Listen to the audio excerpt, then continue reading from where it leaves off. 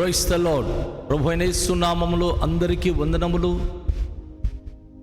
యేసయ్య మాటను ఈ కార్యక్రమాన్ని వీక్షించడానికి ప్రేమతో నేను మిమ్మల్ని ఆహ్వానిస్తున్నాను. ఈ దినము లూకా సువార్త 7వ అధ్యాయము 24వ వచనము నుండి 35 వచనాల వరకు మనము ధ్యానించుకుందాం. యోహాను దూతలు వెళ్ళిన తర్వాత ఆయన యోహానును గూర్చి జనసమూహముతో ఈలాగు చెప్పసాగింది. మీరేమి చూచుటకు అరణ్యములోనికి వెళ్ళితిరి? గాలికి కదులుచున్న రేళ్లున్నా? మీరేమి చూడ వెళ్ళితిరి? సన్నపు బట్టలు ధరించుకొనిన వారినా? ఇదిగో ప్రశస్త వస్త్రములు ధరించుకొని సుఖముగా జీవించువారు రాజగృహములో ఉందురు. అయితే మీరేమి చూడ వెళ్ళితిరి? ప్రవక్తనా? అవును గాని ప్రవక్త కంటే గొప్పవానినని మీతో చెప్పుచున్నాను. ఇదిగో నేను నా దూతను నీకు ముందుగా పంపుచున్నాను. అతడు నీ ముందర నీ మార్గము సిద్ధపరచును అని ఎవని గూర్చి వ్రాయబడినో అతడే ఈ యోహాను. స్త్రీలు కనిన వారిలో యోహాను కంటే గొప్పవాడెవ్వడునూ లేడు. ఆయనను దేవుని రాజ్యములో అల్పుడైన వాడు ఇతని కంటే గొప్పవాడని మీతో చెప్పుచున్నాను.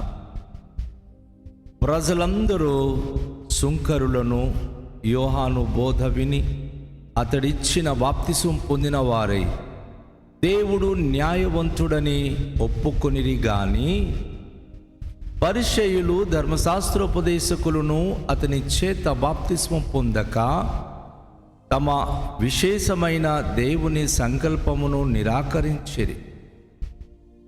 కాబట్టి ఈ తరము మనుషులను నేను దేనితో పోల్చుదును?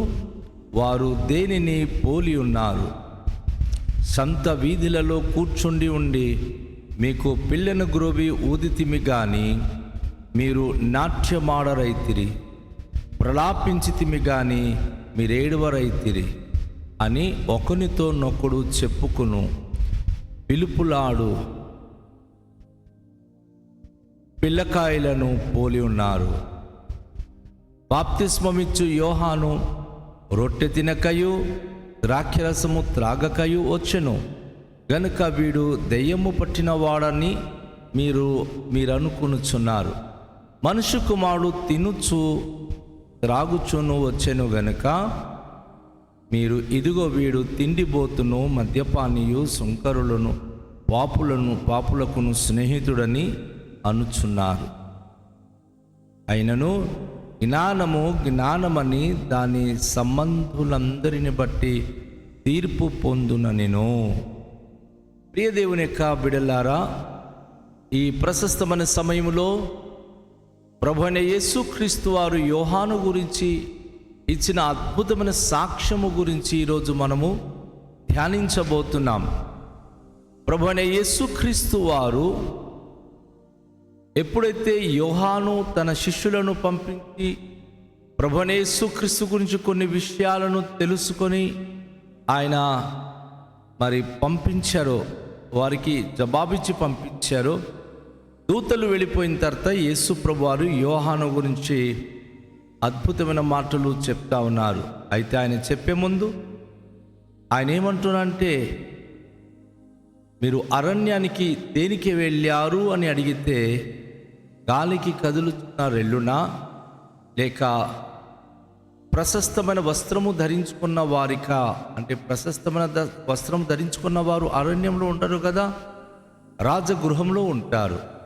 అంటే ఈరోజు జనాలు దేవుని వెతకడానికి వచ్చినప్పుడు అసలు ఏ విధమైన స్థితి వారు చూడగలుగుతున్నారు? యేసు ప్రభువు అంటున్నారు, మీరేమి చూడబెళ్ళితిరి? ప్రవక్తనా? అవును గాని ప్రవక్త కంటే గొప్పవాడని మీతో చెప్తున్నాను. యోహాను శిష్యులు వెళ్ళిపోయారు, కానీ యేసు ప్రభువు వారు జనసమూహానికి ఆయన తెలియజేస్తా ఉన్నారు. ఏం చూడడానికి వెళ్ళారని అడిగితే ఈ సమాధానం ఏమిటి? ప్రవక్త చూడడానికా? అయితే ప్రవక్త కంటే గొప్పవాడు అని నేను మీకు నిశ్చయంగా చెప్తున్నాను. ఎందుకంటే యేసయ్య ఎంత స్పష్టంగా వివరిస్తున్నాడు, ఇదిగో నేను నా దూతను నీకు ముందుగా పంపుతున్నాను, అతడు మార్గం సిద్ధపరచుకొని ఎవని గురించి వ్రాయబడినో అతడే యోహాను. గ్రంథంలో యోహాను గురించి ప్రభు అయిన పరలోక తండ్రి ప్రవక్త ద్వారా మాట్లాడుతూ, నీకంటే ముందు ఒక దూతను పంపిస్తున్నానన్నాడు, ఒక ప్రవక్తను పంపిస్తున్నాడు. ఏలియా ఆత్మ కలిగిన వాడు బాప్తిస్మమిచ్చు యోహాను. యోహాను దేవుని ప్రభువైన యేసుక్రీస్తు వారి యొక్క ఆత్మ కలిగి, ఏలియా ఆత్మ కలిగి యేసు ప్రభు గారికి ముందు మార్గము సిద్ధపరచడానికి వచ్చినటువంటి వ్యక్తి అని యేసు ప్రభు వారు వివరంగా తెలియజేస్తున్నాడు. చాలాసార్లు అక్కడ అనేక మంది పరిచయులు, సదుకయులు లేక శాస్త్రులు వారు ఆయన తప్పు పట్టడానికి వెతికేవారే, కానీ యేసు ప్రభు వారు చెప్పే ధర్మశాస్త్రంలో ఉన్నటువంటి అన్ని విషయాలు వారు గ్రహించక రకరకాల ఆలోచనతో రకరకాల భావాలతో వారు సతమతమయ్యేవారు. ఇక్కడ మనం గమనిస్తున్నాం, యోహాను ఎవరు అంటే ఆయన కేవలము మార్గము సిద్ధపరచడానికి వచ్చిన ఏలియా ఆత్మ కలిగిన వ్యక్తి.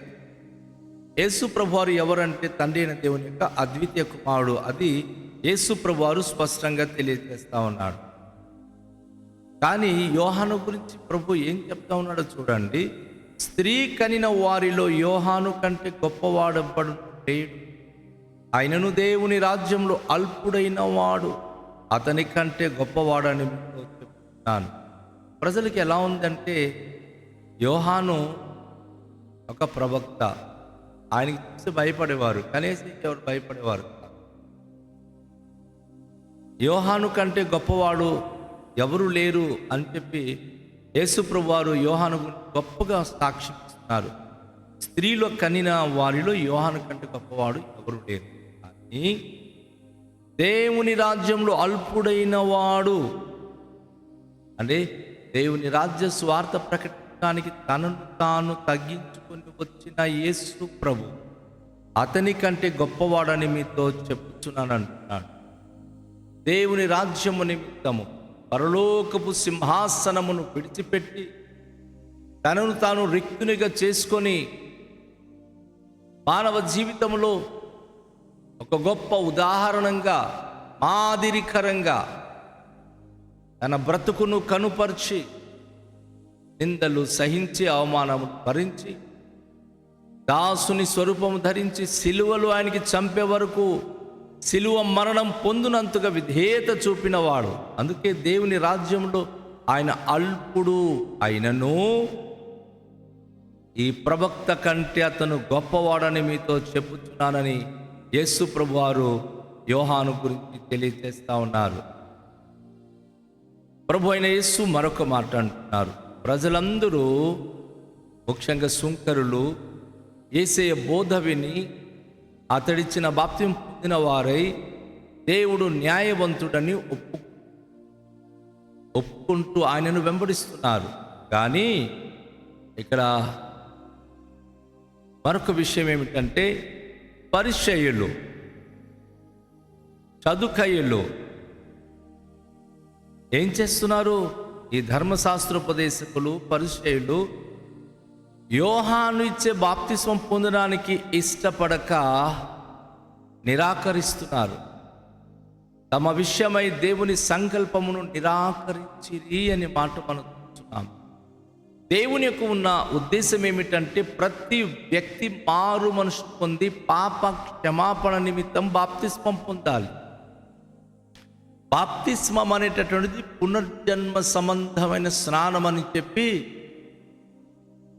శాస్త్రులుగా ఉన్న వ్యక్తి మార్పు పొంది సౌలుగా ఉన్న వ్యక్తి పౌలుగా మారిన తర్వాత ఆయన ఆ మాట తెలియజేస్తున్నాడు. ఈ యొక్క బాప్తిస్మం అనేది పునర్జన్మ సంబంధమైన స్నానము అని. కానీ ఆ రోజు శాస్త్రులు కానీ ధర్మశాస్త్రోపదేశకులు కానీ ఈ బాప్తిస్మము యోహాను దగ్గర తీసుకోవడానికి ఇష్టపడలేదు. ఎందుకంటే ఎంతమంది పాపము చేస్తున్నారో పాపులుగా జీవిస్తున్న వారే తీసుకోవాలి, కానీ మాకు ఆ బాప్తిస్మం తీసుకోవాల్సిన అవసరము లేదు అని చెప్పి వారు నిరాకరించారు. అందుకే ప్రభు అంటున్నాడు, కాబట్టి ఈ తరము మనుషులు నేను దేనితో పోల్చుదును, వారు దేనిని పోలి ఉన్నారు అంటే ఇప్పుడు ధర్మశాస్త్రోపదేశకులు ఎలాంటి వారు, వీరికి దేంతో సరిపోల్చాలి? సంతలో లేక ఆయా దారిలో పిల్లలను ఊదుకుంటూ కూర్చొని పిల్లలు చాలామంది నాట్యం ఆడుతూ రకరకాల విధమైన స్కిట్ చేసుకుంటూ కూర్చుంటారు. మరి వారు ఏం చెప్తా ఉంటారంటే, మేము వాయించినప్పుడు మీరు ఏడవాలి, మేము డప్పు కొట్టినప్పుడు మీరు డాన్స్ చేయాలి, ఇలా రకరకాల విధాలుగా వారు ఆడుకునేటటువంటి పిల్లకాయలు ఎలా ఉంటారో ఈ రోజు ఉన్నటువంటి మత ప్రబోధకులు అలానే ఉన్నారు. ఎందుకంటే వారు ఏం చెప్తే ఇతరులు చేయాలని చెప్పి వాళ్ళు కోరుకుంటున్నారే కానీ దేవుని సంకల్పమును మాత్రం వారు ఏమాత్రమును గ్రహించలేక జీవిస్తున్నారు. అది దేవుని చిత్తమును వారు గ్రహించలేక జీవిస్తున్నటువంటి స్థితిలో వారు ఉన్నారని చెప్పి ఆ రోజు అక్కడ సమకూడిన ధర్మశాస్త్రోపదేశకులకు, శాస్త్రులకు ఆయన ఈ మాటను తెలియజేస్తున్నాడు. మీరు చిన్న పిల్లకాయలను పోలిన వారై ఉన్నారు. వారు ఎలా అయితే ఆటలాడుకుంటుంటారో ఈరోజు మతము పేరిట, వ్యవస్థ పేరిట చాలామంది వారి వ్యాపారాలను, వారి యొక్క ఆటలను కొనసాగిస్తున్నారే తప్ప ఆధ్యాత్మికంగా దైవ సంకల్పాన్ని గ్రహించిన వారుగా జీవించలేకపోతున్నారని యేసు ప్రభువారు ఈ సందర్భంలో తెలియజేస్తా ఉన్నాడు. అంతేకాకుండా యోహానుకు యేసు ప్రభుకున్న వ్యత్యాసం, ఆ ప్రజలు ఆయనకి అంగీకరించే విధానములో ఉన్న తారతమ్యాన్ని ప్రభు చెప్తా ఉన్నాడు. బాప్తిస్మమిచ్చు యోహాను రొట్టె తినక ద్రాక్షరసం త్రాగక వచ్చాడు కనుక అతనికి దెయ్యము పట్టినటువంటి వ్యక్తిగా భావించారు. అయితే యేసు ప్రభువారు మనుష్య కుమారుడు అందరితో పాటు కలిసి తినుచూ త్రాగుచూ వచ్చాడు కనుక ఈయన తిండిపోతూ మద్యపాని, సుంకరులతోనూ పాపులతోనూ స్నేహం చేస్తున్నవాడని చెప్పి ఆయనను విమర్శిస్తూ ఉన్నారు. అంటే ఎవరిని ఏ విధంగా గ్రహించాలో అది గ్రహించలేని స్థితిలో ఉన్నారని చెప్తూ ఒక చక్కని మాట ప్రభువారు తెలియజేశారు. జ్ఞానమని దాని సంబంధులందరిని బట్టి తీర్పు పొందును. ఒక వ్యక్తి జ్ఞానము అని చెప్పి జ్ఞానము కలిగిన వారి ద్వారానే పోల్చబడతారు తప్ప చదువులేని పామరులు నువ్వు ఎంత గొప్ప, నువ్వేంటి, నువ్వు చేసేది ఏమిటి, నువ్వు చెప్పేది ఏమిటి అని అంటే మూర్ఖులు ఆ విధంగా మాట్లాడతారు.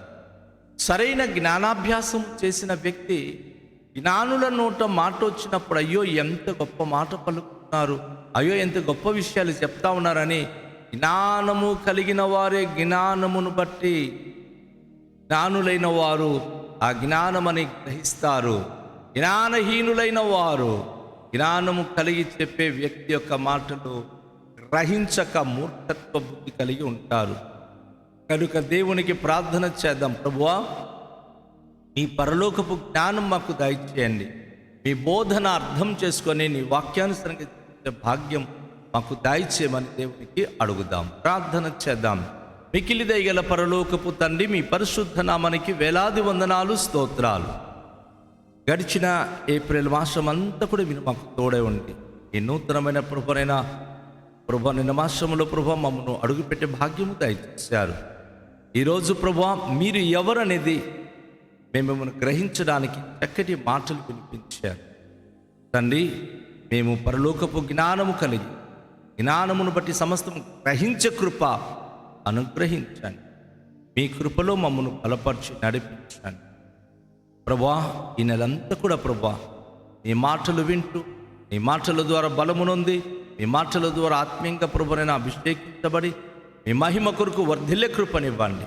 ఎలా మేము చేయబోతున్న సమస్త కార్యకలాపాలు మీ వాక్యానికి అనుకూలంగా జీవించడానికి మాకు భాగ్యం అనుగ్రహించుకొని ఆత్మీయంగా బలమును, శారీరకంగా ఆరోగ్య బలమును, అన్ని విషయాలు క్షేమాభివృద్ధి కలగమని యేసు నామములో ప్రార్థిస్తున్నాము తండ్రి, ఆమేన్.